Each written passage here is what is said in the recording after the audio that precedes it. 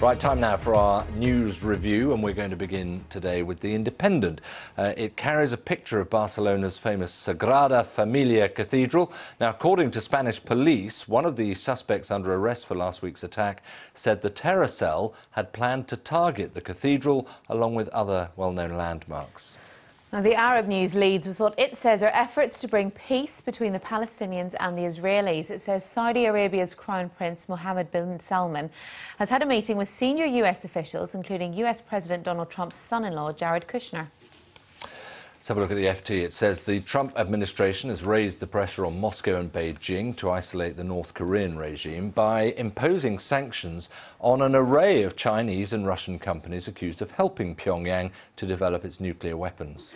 Meanwhile, south of the border, South Korea has rejected a US proposal to revise a 5-year-old bilateral trade deal that President Trump has criticised as a job killer. That story can be found in the Gulf News business section. The Independent focuses on Brexit and whether the Prime Minister Theresa May here in the UK might be softening her very strict opposition so far to the European Court of Justice having influence on British laws after Brexit. Government plans to be published in the course of the day indicate a deal may be done with Brussels. And finally, England has secured a place in the Women's World Cup rugby final after beating France 20 points to 3. The Red Roses will now face New Zealand's Black Ferns in a showdown at Kingspan Stadium in Belfast in 4 days' time.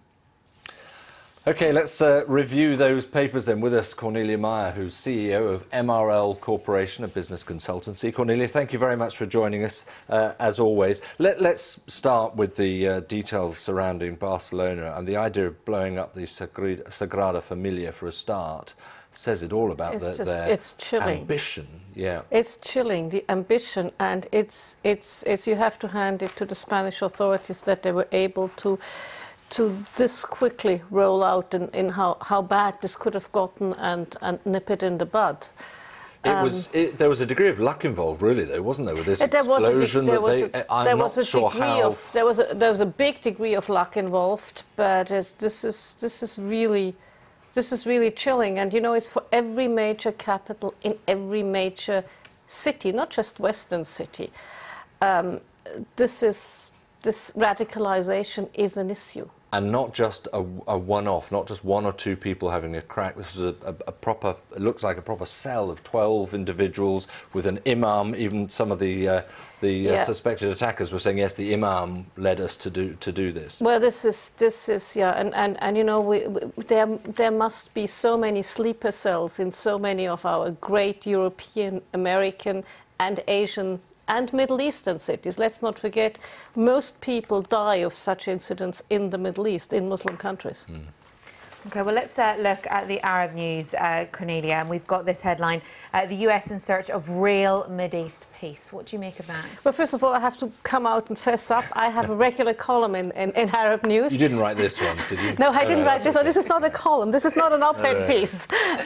But it does make sense. Look, there is the thing called the Arab Peace Initiative, which was started in 2002 by the then Crown Prince Abdullah, who later became King Abdullah, was endorsed by the Arab League 2002, 2007 and 2017, which said we are willing to accept Israel if Israel gives back the land, the Arab land that they occupy essentially, but without saying it, going for a two-state option, and then we can start to trade. Now, this is a good start. It follows on. It makes sense that the Kingdom of Saudi Arabia looks at this because they came up with the Arab Peace Initiative. The question will just be, as with all of these things, how can you find compromises and how much land will Israel be willing to give up of settlements? Briefly, though, I mean, they used to say, solve the Israeli-Palestinian problem, you solve the Middle East problem. I mean, that no one sees it that. This is way down the pecking order, it feels, of today's yes, it is, geopolitics. and I think with today's geopolitics, with what's happening in Afghanistan, with what's happening in Iraq, Syria, with ISIS and all these issues, this is one of the issues, but it will certainly help help take tension out of the region. We'll see how it goes, shall we? Okay, let's look at these sanctions in the Financial Times. US sanctions to raise pressure on Russia and China to sever North Korea links. Obviously, this comes in the context of that war of words between Trump and the leader of North Korea. We already had UN sanctions in place, and the US has now issued further sanctions. China, in particular, not pleased. No, not pleased. And I understand the US saying, OK, look, if there are Russian companies and Chinese companies really trading coal, whatever, with North Korea, we need to do something. I can also see China, which says, look, we have agreed, we live in the region, we have to live next to the North Koreans, we have to deal with North Korea, and we really think the UN Security Council is the right framework. Please hold off of unilateral actions. So you can see both sides. It's things have difficult. really calmed down somewhat in the last kind of week or so. Yes, ever since Kim Jong-un said he would not go and attack Guam, things have calmed down. So maybe letting sleeping dogs rest is not a bad idea. But it's interesting because the next two stories, they tie together, don't they? That one on the sanctions, and then this one from South Korea rejecting an American call to revise its horrible trade deal at a time again when, whether it's China, but in this case South Korea, they need to be working together on so many other issues. You need to work together, so this may not be the time to do that. And also, Mr. Trump may be barking up slightly the wrong tree there, because a lot of countries who have, trade balance surpluses like Germany still are lost jobs who went to other countries. So the trade balance in itself does not bring you jobs or lose you jobs. Because this is his issue with this trade deal with Chorus. It's been in place for about 5 years, and it's seen the deficit between the US and South Korea double to about $27 billion. He feels that's denying him jobs.